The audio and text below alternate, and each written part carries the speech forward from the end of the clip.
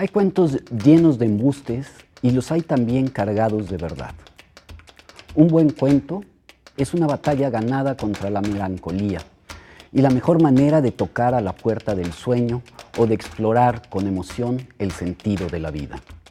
Nuestro invitado de hoy nos trae una película con un cuento sencillo y encantador, en el que hay un pueblo, un descubrimiento personal y un hombre juguete. Esto es Corto y Queda y ya comenzamos.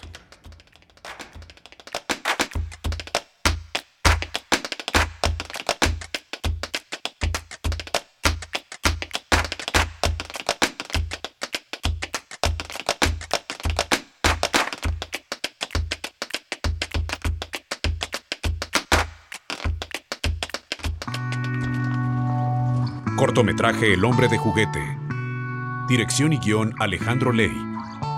Asistencia de dirección Cecilia 40. Fotografía y postproducción Frank Landgrave. Sonido directo y diseño sonoro Jonás Ábalos. Música Héctor Moya. Con la actuación de Diego Rodríguez. Producción Oswaldo Fierro. Duración 11 minutos y medio. Alejandro Ley es un joven realizador egresado del Centro de Artes Audiovisuales en la especialidad de publicidad y es fundador de 1910 Estudio y claro, el realizador de Hombre Juguete, la película que les presentaremos el día de hoy. Bienvenido, Alejandro. Muchas gracias. Alejandro, una película siempre, y particularmente una película como la tuya, que tiene algo cercano al sueño, a los ideales, inicia ¿cómo? Inicia con una idea, inicia con una imagen. ¿Cómo inició esta película en tu cabeza? ¿Qué fue lo primero que tuviste de ella? Pues lo primero fue un viaje. Fuimos a un pueblo llamado Lo de Marcos con varios amigos en Año Nuevo, el año pasado, justamente en 2015, y justo ahí empecé a ver la locación y empezó a ver las personas ahí y fue cuando adapté la historia. Todos los cortos que yo he hecho o dirigido siempre nacen de una imagen, ¿no? Entonces yo tenía la imagen de estas dos personas sentadas en medio de la playa viendo el atardecer. Solo tenía que justificar el antes y el después de esa imagen. Entonces cuando fui a esa playa creo que quedó muy bien para lo que queríamos contar y fue cuando decidimos hacer el corto ahí mismo. Y entonces tuviste que tramar una historia, que hilar una historia. Cuéntame cómo fue ese trabajo que a veces llega a ser penosísimo por lo difícil, ¿no? Sí, pues básicamente yo vi esta imagen un poco surreal y extraña de una persona cubierta en juguetes, absolutamente, con un manto y que revelara que los juguetes eran parte de lo del pueblo. Entonces pasé por recorrí el pueblo, que es muy pequeño, y vi que las cosas que ponía obtener de cada lugar, ¿no? Entonces vimos la biblioteca y lo de los niños, vimos lo de el hospital, todo esto, entonces ahí pudimos sacar un poco de la inspiración para escribir el guión. Terminando eso, regresé y pulí un guión que ya había medio empezado, más o menos. ¿Tú, ese guión de qué era un cuentito o era realmente algo en formato de guión, o sea, pensado ya específicamente para la producción? Era un guión, nació de la imagen, pero era un guión, ¿no? Donde un personaje, un doctor, llegaba y veía tres situaciones de distintas personas, ¿no? De un pescador, de unos niños, de estas situaciones, y cada uno le iba dejando un objeto. Entonces, al final el hombre estaba hecho de objetos, ni siquiera eran juguetes, eran objetos, ¿no? De lo que le daba cada persona a cada uno. Entonces, ya tenía esta estructura y ese guión, esa historia, y al ver el pueblo solamente se adaptó a que fuera realizable en ese mismo estado, ¿no? Alejandro, todo ese trabajo, ¿cuánto tiempo te llevó? Me llevó aproximadamente unos 2-3 meses, ¿no? Desde la imagen que yo vi medio poética de ellos dos sentados viendo el horizonte, viendo el atardecer, hasta que ya tuve un guión en la mano, pues. ¿Y ese guión pasó por varias versiones? Sí, ese guión, pues, tuvimos un guión, fui con mis maestros de guión para que me ayudaran a pulir, Gabriel Benítez, Roberto Ochoa, me ayudaron como a mejorar un poco. Fuimos, grabamos el corto y regresando modifiqué el guión para que se adaptara un poco más a la que le di. Algo que buscabas. Ajá, le di un poco más de tono de narrador al doctor, un poco más de voz en off, para meternos más como en la diégesis, ¿no? De todo el corto. Y en el caso de las aportaciones o las recomendaciones de tus maestros, ¿qué recomienda un maestro de guión normalmente cuando tú le llevas una historia? Porque los hay tremendos, los hay tajantes que dicen esto no funciona y hay que pensar en otra idea. Sí, pues yo creo que un problema que tenemos todos es que queremos mostrar todo, ¿no? Si alguien agarra un vaso, queremos mostrar así el plano de cuando agarra la mano, todo, ¿no? Entonces, se dice más con lo que no enseñas, ¿no? Si alguien llega y está callado, sabes que algo pasó y que por algo está callado, ¿no? Entonces, en ese punto creo que es más de intuir las cosas, de, bueno, este doctor tiene un pasado que no cuento, en el guión original sí lo contaba, pero sabes que está ahí por un motivo, ¿no? Entonces, es quitar muchas cosas que son visuales para intuirlas y dejar que el espectador se involucre en la historia, ¿no? Cuando se le quita gana la historia. Totalmente.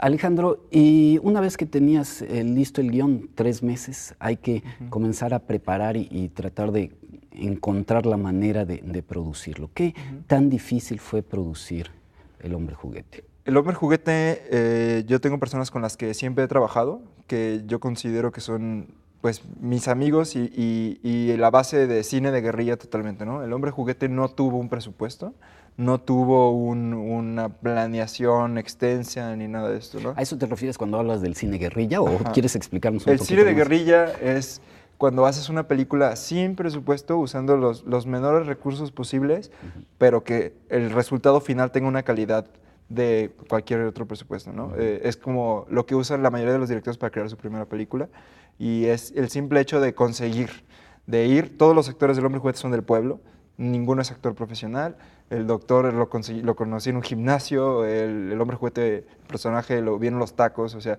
es saber vender tu historia y enseñar a decir, bueno, no tengo el dinero, pero tengo las ganas y tengo este crew de personas súper talentosas que están conmigo, que estamos en el barco. ¿Quieres entrarle? Sí, ¿no? Entonces, es eso lo que fue. Finalmente, ¿cómo convenciste? ¿Mostrando un guión o platicándolo? Platicando. Haces totalmente lo que llaman el pitching, ¿verdad? Exacto, sí, básicamente... ¿Quién fue el más difícil de convencer para que participara en tu película? Pues, no sé, yo creo que El Hombre Juguete, el señor, pues estuvo muy chistoso porque iba con mi primo, ni siquiera iba nada, y solo tenía la idea, y El Hombre Juguete para mí es una persona grande y que se puede ver como al principio que te da un poco de miedo, pero al final resulta ser amigable. Y estaba comiendo los tacos y escuché hablar a esta persona, Antonio se llama el actor, y me llamó mucho la atención el tono de voz que tenía, era como muy grave y muy profundo, y él mide 2 metros el Hombre Juguete, 2.10, algo así. Entonces le platiqué así en los tacos, oye, discúlpate, tengo un corto y todo esto, y le gustó mucho la idea, y lo más chistoso es que al final en el corto no habla. Claro. Pero su tono de voz es lo que me gustó. Fue la voz la que te atrapó. Ajá. Alejandro, pues vamos a hacer una pausa y regresamos para ver tu película y seguir conversando con Alejandro Ley, el realizador de El Hombre Juguete.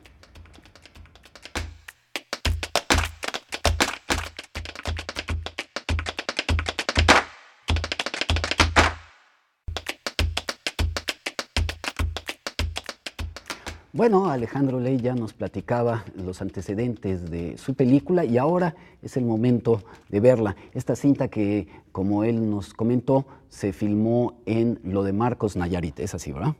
Muy bien, pues corre película, El Hombre Juguete.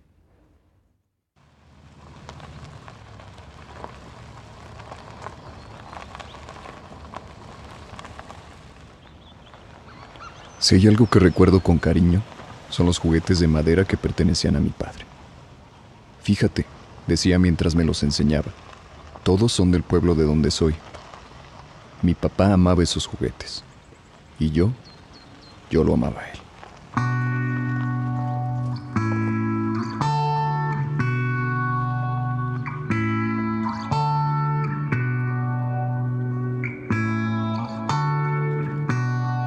Años más tarde me hice médico. Pero cuando llegó el cáncer, nada de eso sirvió. Mi papá se fue y yo le fallé.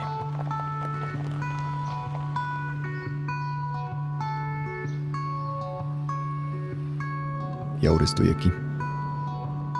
Como hace años lo estuvo él.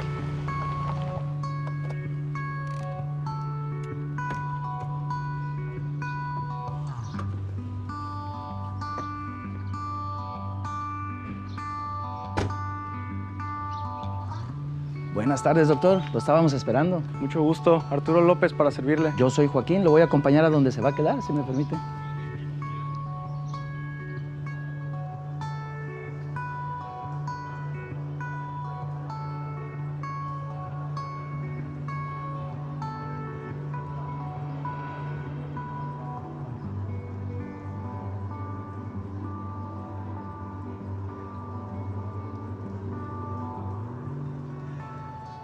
Véngase, por acá, doc.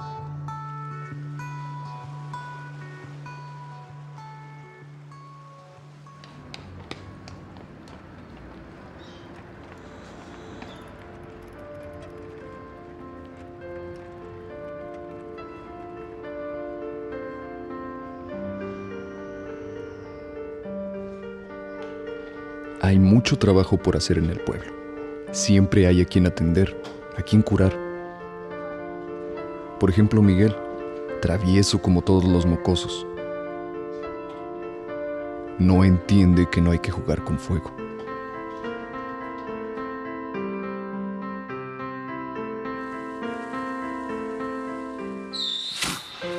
Pero los niños se adaptan rápido. Y aquí lo tenemos ya, sonriendo como siempre. Gracias. Aprendió por la mala, pero aprendió.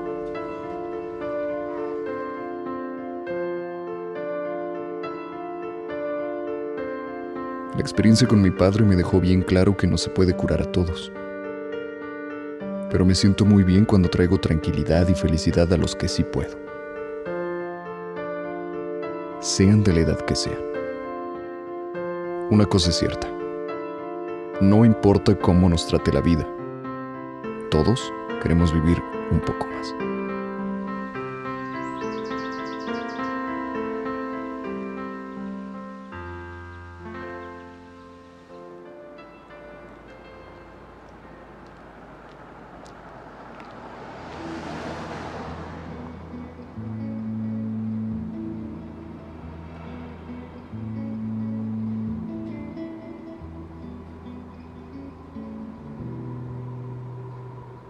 Disculpe, ¿usted es el doctor? Sí, dígame. Mire, mucho gusto, soy la esposa de Joaquín. Mucho gusto. Voy para mi casa, ¿gusta acompañarnos a cenar? No, no se moleste, muchas gracias. Ándele, vamos. A Joaquín le va a dar mucho gusto verlo. Recuerdo con especial cariño a Joaquín, quien, como casi todos en el lugar, era pescador.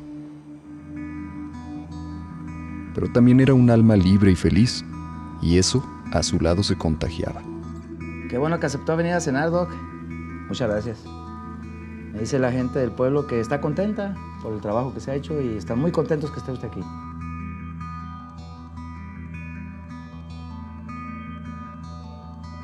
Joaquín, una mezcla de sabio y poeta que sabía transmitir con voz tranquila y serena la experiencia de vivir.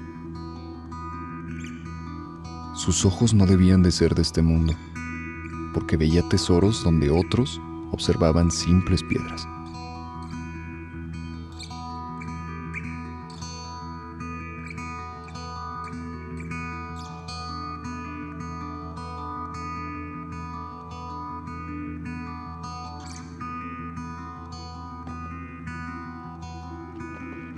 Yo quisiera regalarle algo, doc, para que se lleve un buen recuerdo del pueblo. No, ¿cómo cree? No puedo recibirlo. Bueno, pero mire, No, pero es suyo. no nada más es mío, es parte de toda la gente que me ha hecho que está feliz. Con Joaquín y su familia aprendí que la amistad tiene su propio lenguaje y que, como una red invisible, se extiende a la distancia y permanece cubriéndonos por siempre.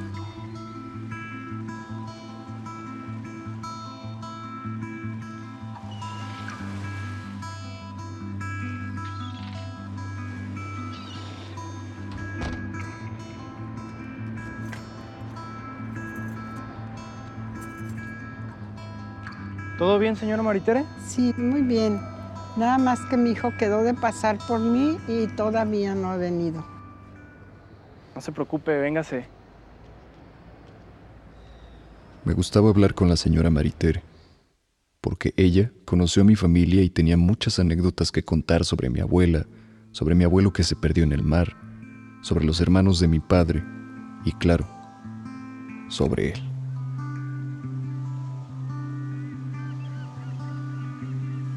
Vivía ya prácticamente sola con el último hijo que le quedaba, el más chico. Pero como todos los hijos que tuvo, este también se iría. El día que no pasó por ella sería el día en que su hijo no volvería. Chocó en la carretera y murió.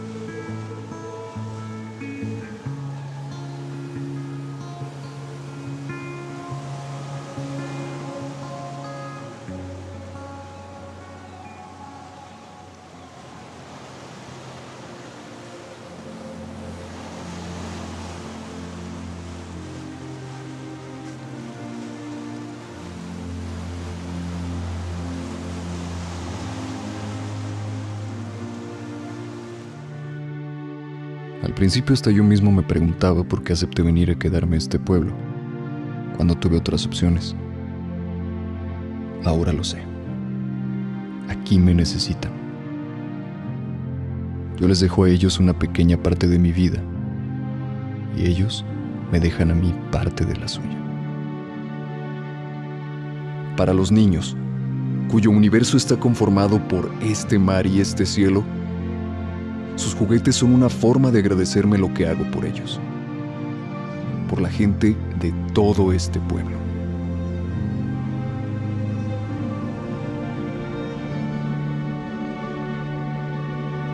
Cada juguete es una historia. Todos somos esos juguetes. Todos somos historias.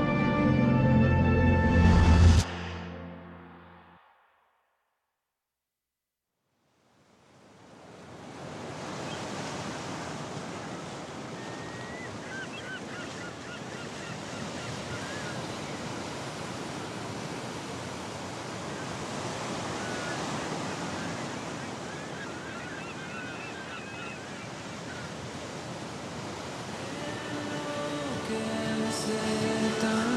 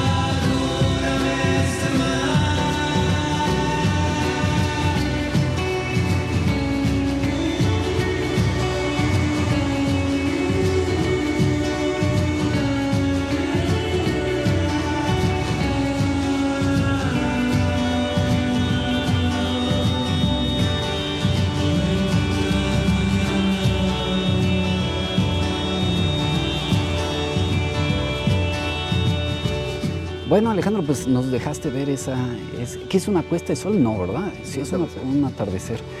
Y nos pones la música ahí y por primera vez nos cantan. ¿De quién es la música?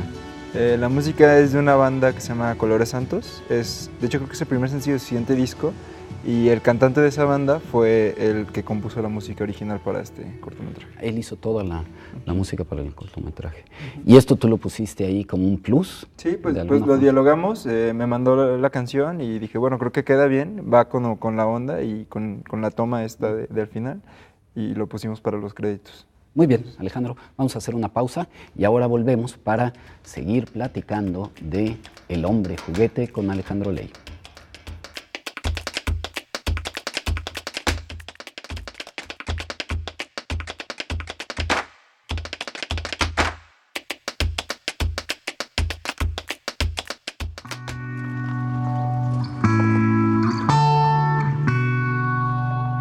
Fue un poco complicado porque aquí en la ciudad ya tenemos nuestras locaciones, ya tenemos lugares de renta de equipo y todo eso, y trasladarnos toda una producción a otro lugar que es muy complicado.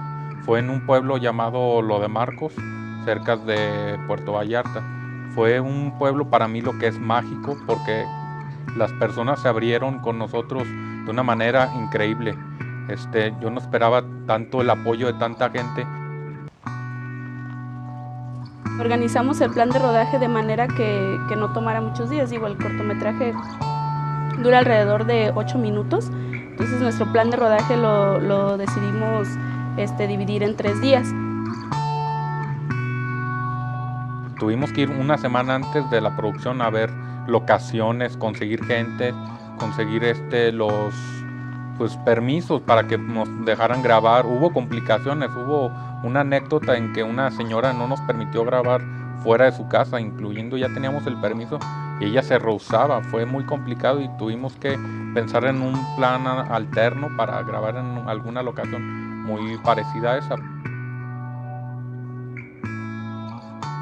Ya que estuvimos en el pueblo, hubo una ocasión en la que tuvimos que cambiar el plan de rodaje debido a que uno de los actores no iba a poder asistir.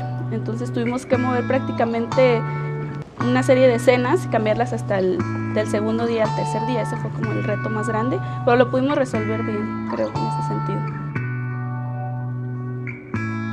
Como asistente de dirección tienes que hacer que todo funcione, tanto acomodar los planos, las escenas, trabajarlo también con el director, volver a checar ciertos detalles con producción, los llamados y demás cosas, catering y toda esa serie de cosas. Pero pues me dejó un buen aprendizaje porque fue algo que tuvimos que resolver en ese momento y lo armamos y quedó bien. Cada juguete es una historia. Todos somos esos juguetes. Todos somos historias. Bien, continuamos nuestra conversación con Alejandro Ley y ahora nos toca hablar de todo esto que fue ese momento de la filmación, que debe de haber sido para el director algo muy intenso, ¿no? Algo así. 3 días de rodaje. ¿De qué horas a qué horas trabajaban? Pues básicamente era todo el día. Empezábamos desde las 8 y terminábamos 10, 11 de la noche. Es todo el día. Alejandro, ¿puedes tú recordar las emociones del primer día? El primer día era peligroso irnos como nos fuimos porque no teníamos ningún actor. O sea, ir a grabar un cortometraje sin actores, pues está raro, ¿no? Entonces, el primer día teníamos dudas si iban a llegar estas personas que acordamos 2 días antes que iban a quedar en el cortometraje. Entonces, era mucho esa situación y tuvimos la fortuna de que cuando estábamos grabando, el pueblo estaba ahí. O sea, había muchas personas del pueblo en la calle viendo cómo grabábamos, los niños entraban y ahí. Entonces era que el asistente de dirección pues pusiera orden y que no se metieran a los planos, pero se sintió muy vivo, ¿no? Es un rodaje muy vivo que nos tocó, el tener a las personas del pueblo ahí como un factor extraño, ¿no? Claro, era el apoyo popular, ahora sí. Y al revisar el material, ¿ibas logrando lo que buscabas? Sí, sí, pues básicamente desde el guión está estructurado que las tomas del primer día, que son los de la biblioteca, que en el cortometraje es como un hospital, iban al final del corto, ¿no? En este montaje de todo. Entonces fuimos puliendo con el fotógrafo Frank el orden de las cosas, ¿no? Se grabó obviamente no en secuencia, pero sí estuvimos resolviendo cosas y quedó muy bien, ¿no?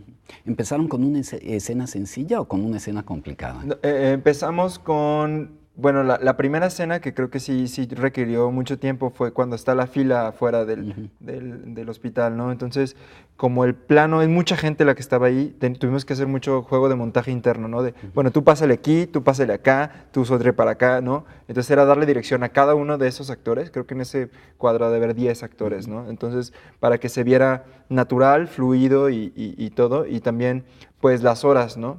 Con el fotógrafo, un amigo muy bueno y muy buen fotógrafo, era checar a qué horas grabábamos qué plano para que la luz no nos contaminara ni nos quemara ni nos ensuciara nuestros planos. Que en esas imágenes entonces te comportabas casi como un coreógrafo, ¿verdad? Dando entrada y movimiento a tus personajes. Sí, pues era pulir el ritmo dentro del cuadro de, bueno, tú haces esto y todo, ¿no? Yo decía que actuaran normal, pero al no ser actores, siempre veían la cámara. Entonces era, bueno, entonces tuve para allá, tuve para acá, para que vieran cómo iba el show. Alejandro, la tecnología, bueno, ahora es muy portátil, pero veo que algunas de tus imágenes están logradas con lo que llamamos un dolly, es decir, tú tienes movimientos, desplazamientos. Cuéntanos sobre esas tomas en especial, porque siempre un dolly es una cosa problemática. Está peligroso, pero bueno, yo, tanto el fotógrafo como yo, somos muy fan del movimiento, ¿no? De que si estás haciendo películas, contrario a hacer fotos, tiene que haber movimiento y te va a ir mostrando para que junto al espectador veas las situaciones, ¿no? Entonces, sí, hay gente que nos dice que lo usamos mucho, pero es algo que nos marca a nosotros y que nos mete, ¿no? en la historia y se vuelve mucho más interactivo. Al poner una imagen fija, se vuelve un poco más contemplativa, pero al meterle movimiento es más interactivo y se vuelve más dentro de la situación. Le da dinamismo.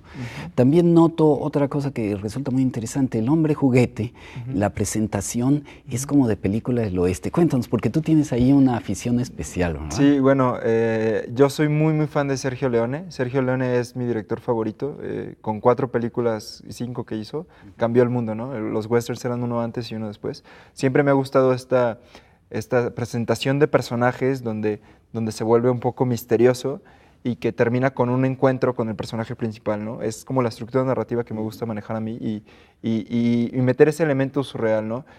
Brinca mucho porque trae un poncho en la playa, ¿no? Está haciendo calor, no tiene sentido que traiga un poncho. ¿En no qué tiene meses sentido. grabaron? Grabamos en febrero. En febrero. No tiene un sentido lógico, ¿no? El cine, esta historia va más al subconsciente, ¿no? ¿Qué hace un hombre ahí? La gente cuando lo ve no se lo pregunta conscientemente, pero subconscientemente la duda está ahí. Y la manera en que levanta la cabeza este asunto de que el ala del sombrero le esconde la mirada, eso es casi de un duelo, ¿verdad? Sí, para mí el punto climática en la mayoría de las películas es el encuentro, la situación donde personaje X y personaje Y se encuentran, es donde debería de ser el clímax de todas las películas. Alejandro, ya, bueno, tu asistente de dirección, tu productor hablaron de algunas anécdotas, pero desde el punto de vista del director, ¿cuál es la imagen, cuál es la toma, cuál es el momento que más satisfacción te dio? Que dijiste, lo logré. Pues creo que el atardecer, ¿no? En el atardecer estábamos todos muy ansiosos porque teníamos que agarrar la luz tal y como iba, ¿no? La imagen, todo el cortometraje nació de esta imagen de ellos dos sentados, entonces era una toma con mucha expectativa que quedara bien, entonces se generó pues como una tensión buena de estar listos para cuando grabáramos esa toma en específico. La grabamos, duramos muy poquito y tenemos que grabar como 4 o 5 planos después, entonces fue como un rush de adrenalina el grabar los planos finales del cortometraje fueron mucho de movernos rápido y de actuar rápido, entonces fue como muy... Y ese era el final. Ese era tu tercer día de rodaje al final. Sí, era el último ya al final de todo. Y fue como muy satisfactorio terminar haciendo eso y que nos saliera, porque nos brincaba mucho la luz, ¿no? El atardecer dura 5 minutos y tenemos que tirar 4 planos en 5 minutos. Entonces, teníamos que modificarlo bien, pues. También nos revelaban una anécdota en la cápsula de alguien que no se presentó. ¿Cuál momento es ese? En la noche que ve al hombre juguete por segunda ocasión, que está volteando y lo ve, y de repente le habla a una muchacha y lo invita a cenar con su esposo Joaquín. Originalmente era Joaquín, que iba caminando ahí y le decía, vámonos a cenar a mi casa. Pero no supimos nada del actor. El actor, grabamos las escenas de su casa el primer día y el segundo día no nos contestaba, no apareció ni nada. Entonces metimos a la esposa, que era un personaje completamente acá, y le dimos un poquito más de relevancia, y ella fue la que invita a cenar al doctor, a Joaquín. No estaba planeada esa escena y la escribimos ahí en el momento y la filmamos así en el momento. Y salió y ella lo hizo muy bien. Lo hizo muy bien. Muy bien, Alejandro, vamos a hacer nuevamente una pausa y volvemos para seguir nuestra conversación ahora sobre los actores, la dirección de los actores en este caso. Vamos a la pausa.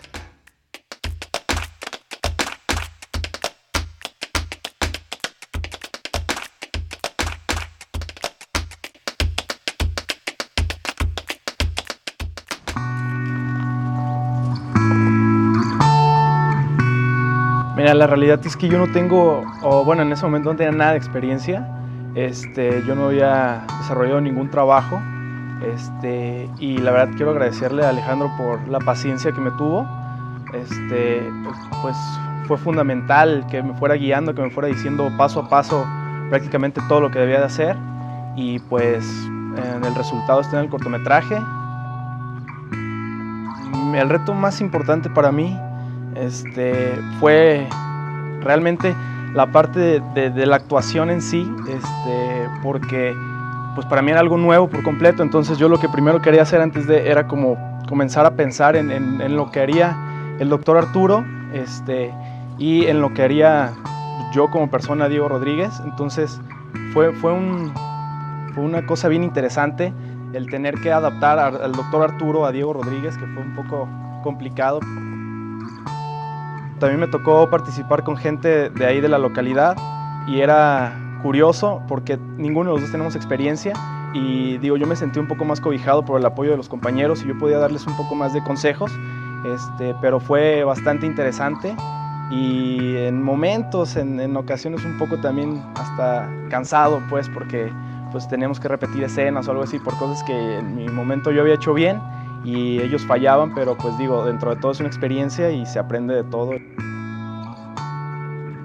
En cuanto a la dirección, Ley se encargaba mucho de decirme que me metiera en el personaje, que viera, que pensara como el doctor Arturo y todo, pero que al momento de actuar lo hiciera como si fuera yo mismo, como si fuera Diego Rodríguez, que pudiera cambiarle cosas al guión, palabras, movimientos, gestos, era completamente libre, pero sí que siguiera un poco como la línea de lo que era el doctor Arturo. En este caso, eso fue lo que me costó un poco de trabajo, y pues digo, paso a paso, casi hablábamos mucho, platicábamos mucho antes de cada escena, después de cada escena. Disculpe, ¿usted es el doctor? Sí, dígame. Mire, mucho gusto, soy la esposa de Joaquín. Mucho gusto. Voy para mi casa, ¿gusta acompañarnos a cenar? No, no se moleste, Ándele, muchas gracias. Ándele, vamos, a Joaquín le va a dar mucho gusto verlo. Bien, seguimos platicando con Alejandro Ley sobre El hombre juguete. Y fíjate, Alejandro, que quisiera saber tu parecer, sobre todo ahora que han pasado meses, que tu corto ha obtenido premio, etcétera. Pero, ¿no te parece un poco temerario esto que hiciste de, en realidad, no tener actores? Pues creo que es parte de hacer cine, ¿no? O sea, es parte de irnos a la aventura. Y yo sí, era importantísimo para mí que la historia del pueblo se contara con la gente del pueblo. No me imaginaba llevándome a casting y haciendo actores para un niño o para un pescador, ¿no? Quería que la gente del pueblo fuera y que fueran la misma persona, ¿no? Y cuéntanos, ¿cómo hiciste la selección entonces? Pues, ¿convocaste ahí en el pueblo? Sí, básicamente llegué al pueblo y conocí a un señor y le dije, oiga, necesito que me presente a una señora así, un señor así y un señor así y así, ¿no? Entonces fuimos, estoy hablando de 3 días antes de grabar, y fuimos a conocerlos, les platiqué cómo estaba el proyecto y mucho de la actuación aprendí muchísimo de dirigir actores y de lo importante que es un actor en esta situación, pero mucho de eso se narraba en voz en off. Entonces, con el actor de voz en off, que no es el mismo que del doctor, pues tenía más chance de explorar, ¿no? Entonces, ahí, pues, básicamente hicimos un poco un estilo documental de captar las esencias y los personajes de ahí mismo del pueblo, ¿no? Y tuvimos varios elementos que nos dieron, pues nos gustaron mucho, que no estaban planeados, pero que salieron, ¿no? Hay un niño vestido de Michael Jackson bailando. Claro, y nunca nos imaginamos que saliera eso, pero pues funciona, ¿no? Ahora, respecto de tus personajes principales, ¿qué tuviste que hacer con ellos? ¿Tuviste que, digamos, bajar un poco la intensidad? Algunos de ellos querrían actuar, impostar la voz, o ¿cómo fue? Pues, de hecho, Frank, el fotógrafo, y yo fuimos una semana al gimnasio y estábamos haciendo ejercicio y platicando de qué nos faltaba y quién podía hacer, ¿no? Obviamente amigos, ¿no? Decir, bueno, puede ser Juan, Pedro, X, ¿no? Y en eso vimos a Diego, sin haberlo conocido, sin haberlo cotorreado. ¿Qué es en la vida real, Diego? Diego estudia mercadotecnia, creo, en el Quad, algo así, y no tiene nada que ver con esto. Y entonces estaba haciendo ejercicio y dijimos, bueno, él tiene el perfil, pues hay que platicarle, ¿no? Y le platicamos, de que sería irnos una semana a la playa, te ponemos comida y te ponemos el viaje. Y sí, dijo que sí, y lo hicimos, pues. Nos juntamos unos días antes en mi casa, pusimos varias películas, le dije, quiero esto, esto y esto, tú no tienes que. Él estaba muy nervioso de que no había actuado, y era como que me platicara qué nervios tenía, cómo lo solucionábamos y todo. Entonces sí fue un trabajo de antes de irnos, que viera ciertas cosas y que lo supiera. Y aparte, el perfil de él es muy, muy parecido al del doctor, ¿no? Es una persona amable, es una persona que le interesan las personas. Entonces creo que machamos bien las dos, el personaje y el Diego, el actor. El otro personaje que tiene de pronto, digamos, una intervención actuada, que es el pescador. ¿Cómo trabajaste con él? El pescador estuvo muy chistoso porque el fotógrafo y yo habíamos ido de vacaciones ahí, a lo de Marcos, y fuimos a comer unos mariscos y afuera estaba este señor vendiendo pulseras. Entonces llegamos y le compramos una pulsera, platicamos con él, todo, y cuando escribí el guión dije, él tiene que ser, porque es muy elocuente, es muy buena onda, sabe del pueblo y todo. Entonces llegamos al pueblo 3 días antes, fuimos al mismo puesto a comer los mismos mariscos y hablar con el de los collares y decirle, bueno, tú vendes collares, ¿nos quieres salir? Y sí, y conseguimos una casa y nos lo prestaron.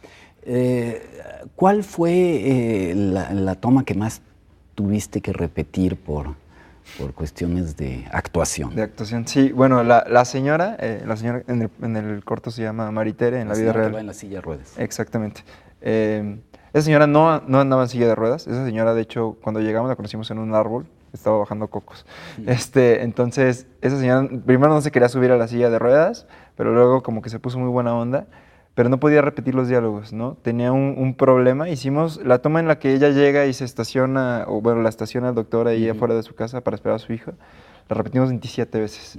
Y no podía decía, ahorita me entro, ahorita, no podía hilar como bien las palabras.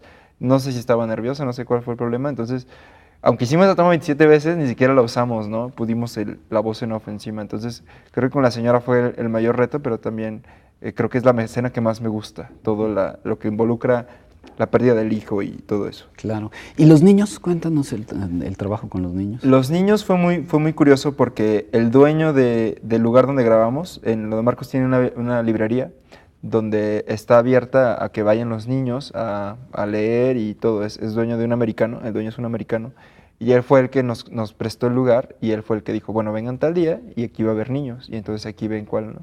Entonces llegamos y vimos un niño que se llamaba Christopher, que nos pareció muy bien, que iba perfectamente con el personaje, y le dije al niño, y nos llevó con su mamá, y le hablamos con la mamá y todo. Entonces el niño encantado. ¿Qué buscabas en el niño? ¿La expresión del rostro, la manera en que mirara? El niño tenía que ser un niño feliz, pero travieso, ¿no? O sea, yo creo que los niños son incontrolables, y en la historia escribí que a Miguel le pasó algo en el ojo y que vemos por instantes un cohete, ¿no? Entonces jugamos con el montaje. Entonces no quería un niño calmado, sino quería un niño como muy travieso y muy vivo. Los ojos de Christopher y cómo se mueve Christopher, él me acuerdo que llegó y se puso a platicar conmigo. Entonces desde ahí dije, bueno, él es perfecto. La presencia y el apoyo de la gente del pueblo no llegó a ser en un determinado momento también, digamos, un estorbo para los que actuaban, que hubiera ahí alguna interacción con ellos. Pues en realidad en exteriores, los exteriores o son en la noche o son no en el pueblo, pues. Entonces no se volvió un problema porque estaban en otro lugar. En la escena del hospital, que fue la primera escena que grabamos y fue cuando llegaron todas las personas, creo que esto nos sirvió, ¿no? Que ellos salieran a cuadro y que estuvieran haciendo fila, porque eran los que estaban viendo y les dijimos, oigan, ¿se pueden poner a hacer la fila? Y funcionó muy bien. Muy bien, pues mira, ya se nos acabó el bloque, así que tenemos que hacer otra pausa más, Alejandro, y regresamos para seguir platicando sobre El hombre juguete. Vamos a la pausa.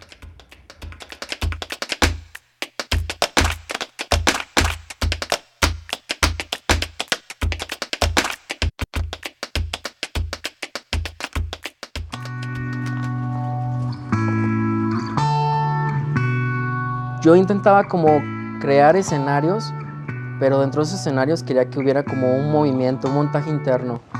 Me acuerdo mucho de una escena que dura súper segundos, pero me gustó mucho. Es como un lago pequeño que hay allí dentro de la playa y está un árbol muy grande y están muchos pájaros. Entonces yo lo que quería era que nuestro personaje principal estuviera viendo ese árbol y esos pájaros salieran volando, ¿no? Dejé la cámara grabando y agarré una piedrota y aventé y ¡pum!, los pájaros salían volando y es de mis tomas favoritas y de mis planos favoritos. El montaje fue complicado porque había partes en las que decíamos, esto se ve muy chafa, esto no se logra comprender, teníamos que regresarnos, teníamos que incluso, yo utilicé unos métodos medio extraños en los que hacía como montaje paralelo, haciendo alusión a cosas. Por ejemplo, hay una escena donde en una familia pues, que recibe al doctor, está cocinando un pescado, ¿no? Y yo en montaje paralelo decidí meter un plano donde se está abriendo un pescado y que se ve la sangre, ¿no? Entonces era como un poco mostrar como la dualidad y pues hasta cierto punto el bien y el mal y todas esas cosas. Y en cada cierta historia hay como ese tipo de planos. Porque nuestra historia estaba planeada de una manera y obviamente pues al momento de toparnos con la realidad, la historia empezó a evolucionar, ¿no? Entonces Ley empezó a tomar decisiones diferentes para la historia, que dejáramos más ambigua la historia y que cada persona la interpretara de diferente manera. Entonces empezamos a hacer muchos tipos de montaje, unos más rápidos que otros quitando escenas, otros agregando más. Después agregó una voz en off.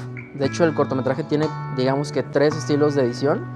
Y al final se optó por uno donde hay una voz en off. Me gustaba hablar con la señora Maritere, porque ella conoció a mi familia y tenía muchas anécdotas que contar sobre mi abuela, sobre mi abuelo que se perdió en el mar, sobre los hermanos de mi padre y, claro, sobre él.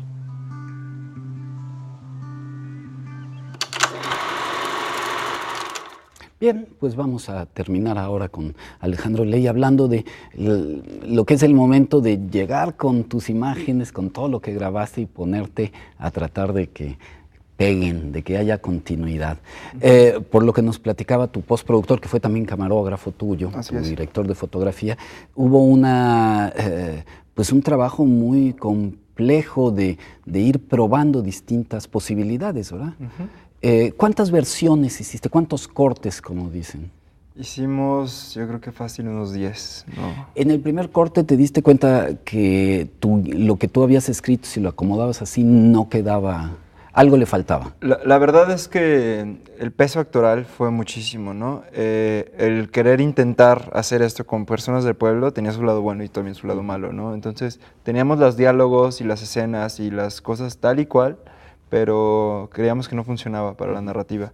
Entonces fue cuando decidimos quitar un poco la mayoría de las actuaciones o de las voces en específico y poner este ser omnipotente que era la voz en off, que sí había voz en off en el guión, uh-huh, pero era menos que la que hubo en el final, ¿no? Y creo que eso le dio un ritmo muy interesante y que se cuenta más como algo que pasó que como si estuvieras ahí, ¿no? Como, bueno, a mí me pasó esto, esto y esto, ¿no? Entonces, creo que está distinto, pero bien. ¿Qué cosas no estaban, digo, ya nos comentaste esto de la voz en off, pero de la voz del narrador, pero qué otras cosas no estaban previstas en el guión que aparecieron al momento de estar haciendo la edición, el montaje? Porque a veces esos son hallazgos, son descubrimientos. Sí, bueno, se nos hizo muy interesante. Frank, aparte de un muy buen fotógrafo, es muy buen editor.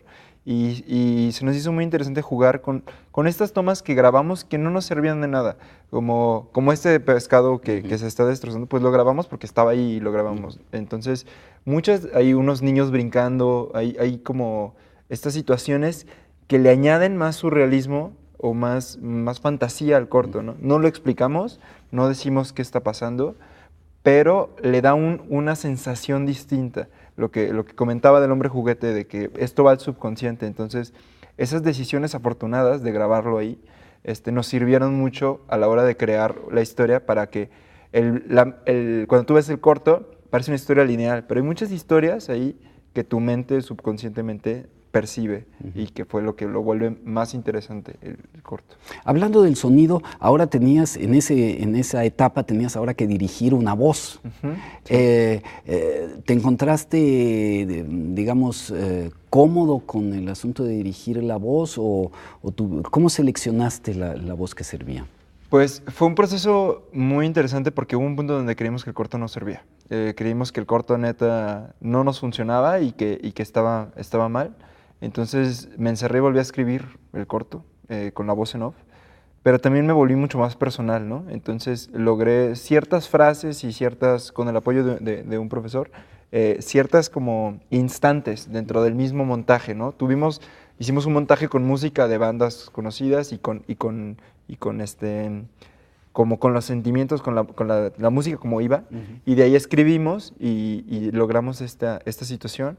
Y un maestro nos ayudó con la voz. No es actor profesional, pero tiene un timbre de voz muy bueno. Entonces, ahí fue cuando en verdad me tocó dirigir más, ¿no? Darle el timbre, el tono y una voz como tiene una voz como muy de padre, como acogedora. Entonces, creo que le dio el toque final que necesitaba el corto, ¿no? Se dio solo, pero creo que nos sirvió mucho para el resultado que veo. Tienes más sonidos, por supuesto la música de la que ya nos has hablado, que se compuso especialmente, pero aparte tienes ahí, ¿cómo trabajaste esa parte de qué sonidos eran clave para no dejarlo todo nada más en música? Claro. El diseñador sonoro es Jonás, es la primera vez que trabajaba con él. Teníamos planeado estos ambientales, ¿no? El sonido también es inconsciente, entonces queríamos darle un sonido a cada lugar, ¿no? Por ejemplo, en la escena del pescador, muy bajito, no se escucha, pero tenemos unos cantos como de monjes tibetanos, ¿no? Entonces, para darle tiene como esto de chamán y como espiritual, entonces nos fuimos mucho a eso, a los sonidos que la gente no se percibe, pero que están ahí y que crea una atmósfera muy, muy interesante. En sonido, yo creo que estuve un mes editando sonido con Jonás, de que nos gustaba y lo modificábamos y se hacía y todo esto. Finalmente terminaste el corto y era para una convocatoria. Cuéntanos de esa convocatoria rápidamente porque se nos... El corto era para un concurso de asistencia social. Estuvo escrito para eso. Llevamos el concurso, lo metimos en categoría amateur porque es un corto que lo hicimos con muy poco presupuesto y en la premiación nos pasaron los 3 lugares, no ganamos. Y de repente dijeron, bueno, hay una sorpresa, este corto por la calidad no es amateur, es profesional y es el ganador de esta noche, se ganó 50,000 pesos y pues resultó ser el nuestro. Con esto quiere decir que incluso ganaste más de lo que había costado tu corto. Sí. Más o menos en términos de presupuesto, eso lo compensó seguramente. Sí, con ese dinero nos lo repartimos en las partes justas y lo usamos para el siguiente cortometraje. ¿Y la reacción de la gente? Increíble. Es algo muy bueno, ¿no? Yo sí vi gente llorando y eso creo que las historias tienen que cambiar a las personas y vi como el corto El hombre juguete cambió historias en el pueblo y en las historias de la gente en asistencia social. Muy bien, pues con eso nos vamos. Alejandro Ley, muchas gracias por haber estado aquí en el programa. Yo me despido de usted, le agradezco su atención y le recuerdo, el cine es como la vida y la vida está hecha de pequeños momentos. Soy Guillermo Baidovitz, esto fue Corto y Queda, hasta la próxima.